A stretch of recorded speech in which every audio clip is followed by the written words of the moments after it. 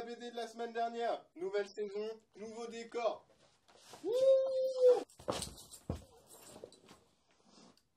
Ça va vous?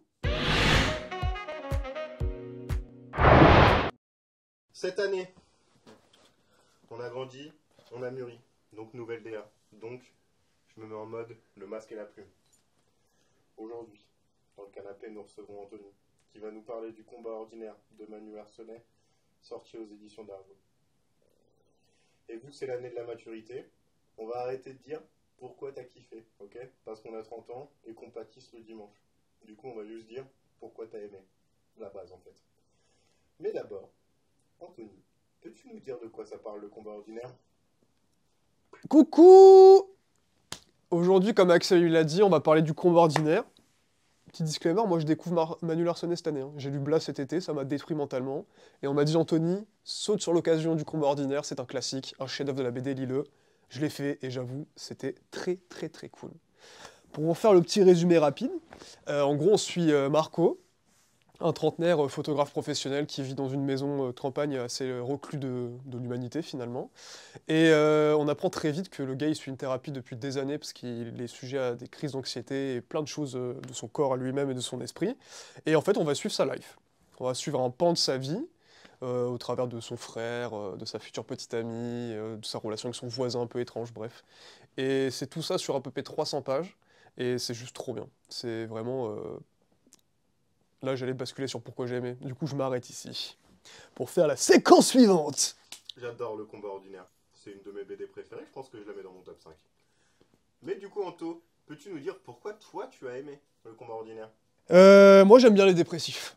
Non, en vrai, franchement, j'aime bien que ce soit des films ou des BD, mais les gens qui sont mal dans leur peau et qui essayent d'aller bien et qui ont des problèmes de la vie de tous les jours. Tu vois, c'est pas des destins incroyables non plus. Hein. Le gars, il est anxieux, mais il est anxieux de base, en fait. Donc du coup, tu suis vraiment pourquoi ça l'a conduit à ça. Et comment expliquer? Avec des mots.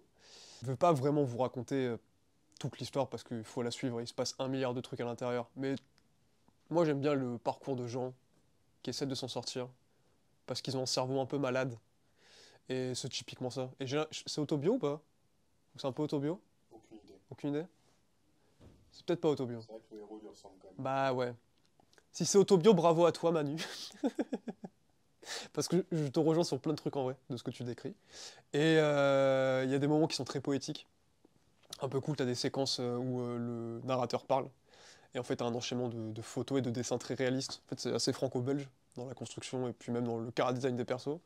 Des fois, ouais, tu sautes par des pages qui sont des portraits très réalistes et tout. Donc j'aime bien la ponctuation pardon, que ça donne. Puis voilà, en fait, c'est un tranche de vie. Donc vraiment, c'est... Voilà, c'est un tranche de vie. D'un destin un peu fou. On dit un tranche de vie? Une tranche de vie. Un slice of life, comme on dit en English. Et j'ai pas grand chose à dire d'autre de plus parce que bah, tu peux pas vraiment décrire les petits chefs-d'œuvre comme ça en vrai. Juste lisez-le. Faites confiance à ceux qui l'ont aimé et je pense qu'il y en a dans votre entourage si vous êtes un peu BD qui l'ont sûrement lu et qui l'ont sûrement acclamé comme étant une pure BD et à juste titre.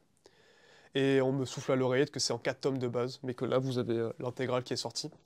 Donc sautez sur l'occasion, c'est cool. C'est un petit 300 pages à se faire un soir, exclusivement le soir, autour d'un thé, avec une lumière un peu tamisée. Pas trop, faut pas se faire mal aux yeux. On a dit que les épisodes ils duraient pas si longtemps. Allez, ferme ma gueule, c'est bon. Lisez le combat ordinaire. Merci beaucoup, Anthony, toi l'homme à la coupe de cheveux fluctuante, mais toujours magnifique.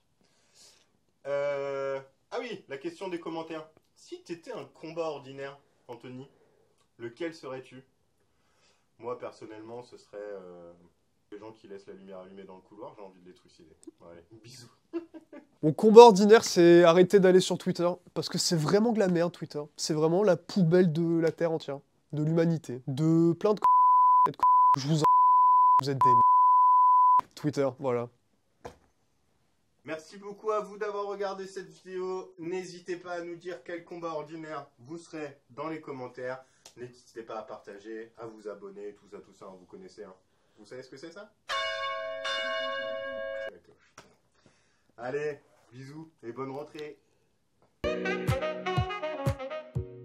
S'il y a bien un truc qui changera jamais, peut-être que la BD de la semaine dernière s'arrêtera. On sait pas. Mais il y aura toujours l'éphéméride après le générique, même si le contenu n'existe plus.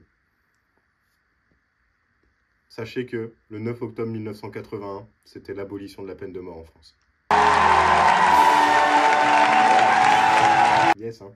Et sinon, en 1410, ils construisaient une horloge astronomique à Prague. Je voulais choisir quelle info vous intéresse le plus. Attention mes petits malfrats.